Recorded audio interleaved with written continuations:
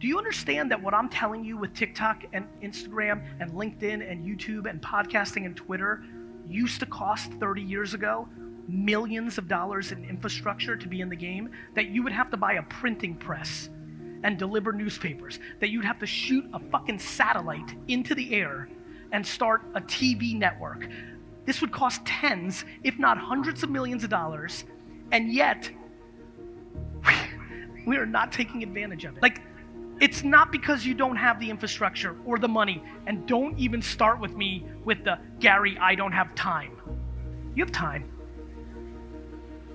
I promise you, if you're not fully happy, all you have is time. Because if you're not fully happy, you need to reallocate your time.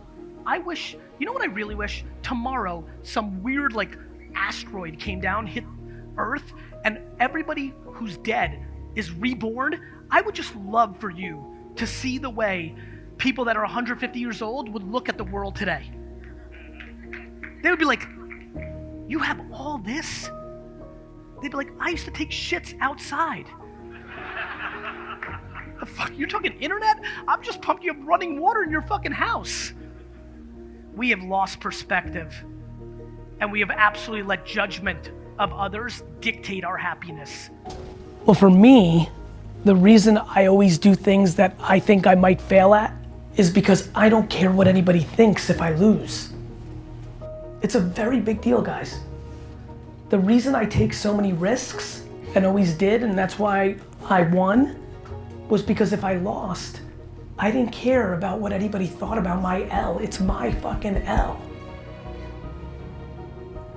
I'm telling you, if you can figure out how to get every voice out of your mind, your whole life will change. Doesn't mean you don't take advice from people, but if you realize how to get quiet up here, everything's different, man. What's scary about failure? I love losing. It means I learned something. Figure out how not to do it again. The only way I've seen, now that I'm older, that you can build confidence is if you surround yourself with people that are optimistic. It's just super real. It's super hard what I'm about to say to you. Everybody in this room needs to cut out as much of the noise and time with people that are negative and spend as much time with people that are positive. And I'm not talking about positive as there's people in the toughest situations that are optimistic and positive, and there's the people that have the most in the world that are pessimistic and negative. This isn't where you're at or what you got. Are the people that you're sitting with at school, on the bus, the shelter, here, right now, are they saying how shitty everything is? Or are they talking about how to get the fuck out? Get rid of everybody who says it's shitty. My friends, if you're thinking positively, good things are gonna happen. If you're thinking negatively, bad things are gonna happen.